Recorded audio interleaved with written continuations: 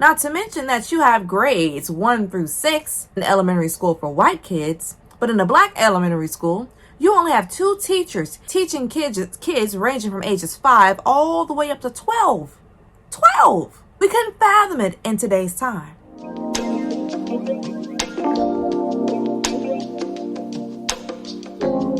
What's going on, ladies and gentlemen? It's your girl Kyra here, interpreter of African American history and culture, and welcome to day 3 of the Black History Report. And today we're going to be having a really good discussion about one of my favorite moments in Black history, and it has to be the case known as Brown versus the Board of Education, y'all. We're going to talk about the case that made it possible for us to get educated anywhere we want to in this country, y'all. So stay tuned for this good juicy video. All right, now how much do you all know about the case called Brown versus the Board of Education? People have heard about this case before, but they know it to be a case that Thurgood Marshall tried, that he had the sole idea of trying to get separate but equal schools changed in the eyes of the law.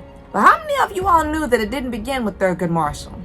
See, that was an old saying that my grandmother used to always say all the time, and she always would say that something great today came from something even greater before. Always pay your respects and your just dues to those who came before you. And when it comes to the case Brown versus the Board of Education, Thurgood Marshall owed a huge debt of gratitude and thanks to a man named Dr. Charles Hamilton Houston. Dr. Charles Hamilton Houston first began this fight trying to end the separate but equal schools 30 years prior to the case in 1954 being decided by the Supreme Court known as Brown versus the Board of Education. See, Charles Hamilton Houston had been working with Thurgood Marshall and along with a lot of his other students to go down south and prove how these schools, they are indeed separated and segregated. They certainly are not at all equal. When he decided to do this, their first client was a young man named Donald Murray, a case that they were trying to prove where this man himself was trying to attend law school, and let's just say he won his case. But see, of whether or not the Supreme Court was actually going to fund a black law school was pretty funny. Charles Hamilton Houston and Thurgood Marshall knew that the law were not going to stand behind this, in actually trying to build an all-black law school. See, that's too much money. And who actually wanted to spend that much money on a law school for Negroes at the time? Donald Murray won his case, and that's when Dr. Charles Hamilton Houston decided that that wasn't enough. See, in order to truly break down Plessy versus Ferguson, we have to tackle it in the deepest depths that we can. We have to do it through the children.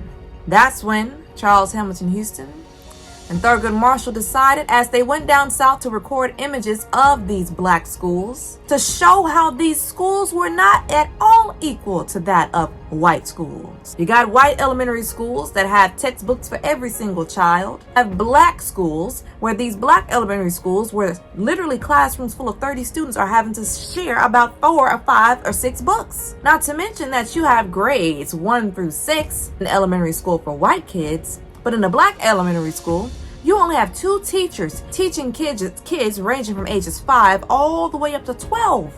12! We couldn't fathom it in today's time.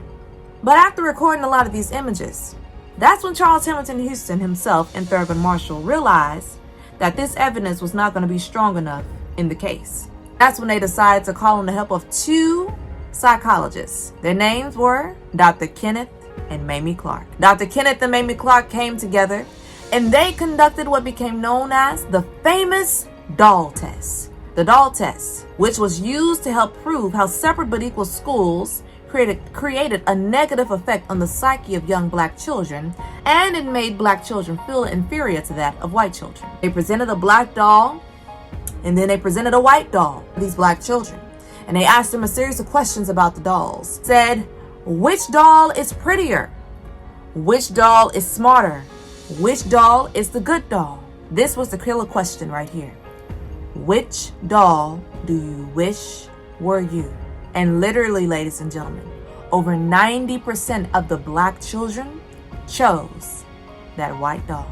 This was the evidence that they needed to prove that separate could never be equal, that it was in fact unconstitutional. So when they got ready to take all of this evidence to the Supreme Court on May 17th, 1954, the Supreme Court ruled in favor of Thurgood Marshall and all of the other people on his side. And they said that separate but equal schools was unconstitutional. May 17th, 1954. Y'all think about it. This was not that long ago. Now, ruled in favor, and this case became known as Brown versus the Board of Education. The schools were told that they had to desegregate at all deliberate speed, which means you must desegregate these schools, but we're not going to stand over your shoulders. Do it! That's why it became really prevalent back in 1957 in a little town known as Little Rock, Arkansas. Central High School. 9 students are going to try to attempt to desegregate this high school. Now, 2 of the most famous students of this group, Ernest Green, the only black student that was a senior, became the first black student to graduate from the school. Not to mention also Elizabeth Eckford, a young freshman girl who unfortunately at the time did not have a phone in her home, so she didn't know that all the other students were meeting up to go to the school together. And she ended up showing alone. When she showed up alone, she was met by a mob so vicious that she had to be taken back home that same day. This photograph right here is dubbed all over the country, even maybe the world, to show just how brutal and horrific the hatred and the racism was and the discrimination against these young black children.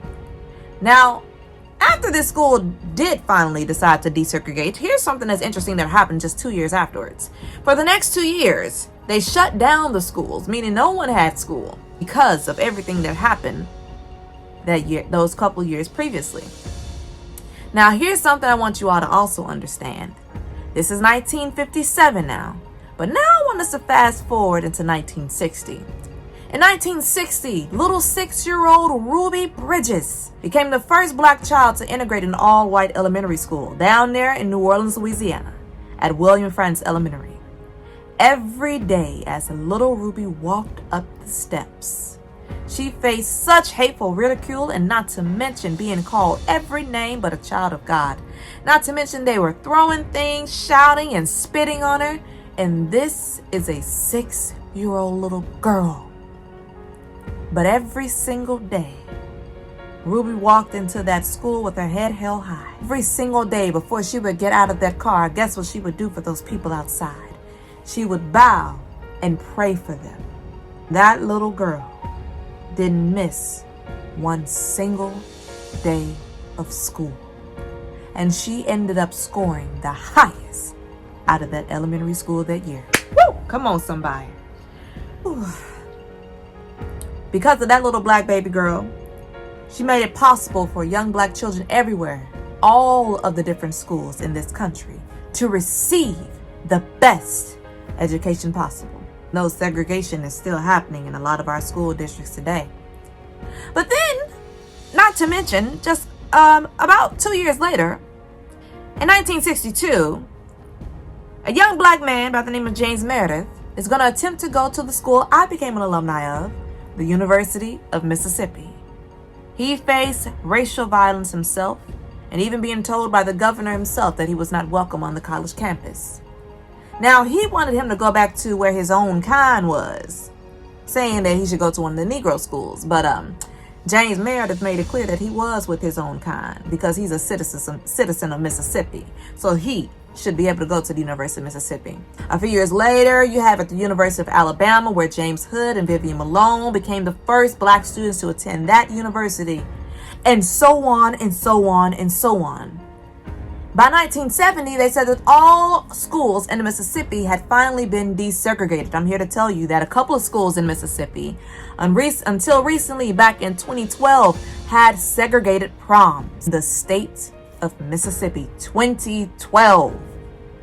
Now, ladies and gentlemen, the case known as Brown versus the Board of Education broke down barriers because the education system that they fought so hard for our children to have then is finally being met with so much more ridicule now. All the strides we've made, we cannot rest. We can't sit back and waver and say, ooh, we've made it. We have so much more to do and so much farther to go. But thanks to children like Ruby Bridges, Elizabeth Eckford, James Hood, Ernest Green, the Memphis 13, and definitely thanks to Thurgood Marshall and Dr. Charles Hamilton Houston and the NAACP. Thousands and thousands of Black children have the opportunity today to have a choice as to where they want to go to school and not be told where they have to go to school. Ladies and gentlemen, I hope that you all learned something today in the Black History Report on day 3. Now make sure y'all stay tuned for tomorrow. And y'all please remember what your girl always say. Y'all know I always say to remember to always to stay up and to also stay blessed. Y'all be easy and have a wonderful day. Power to the people.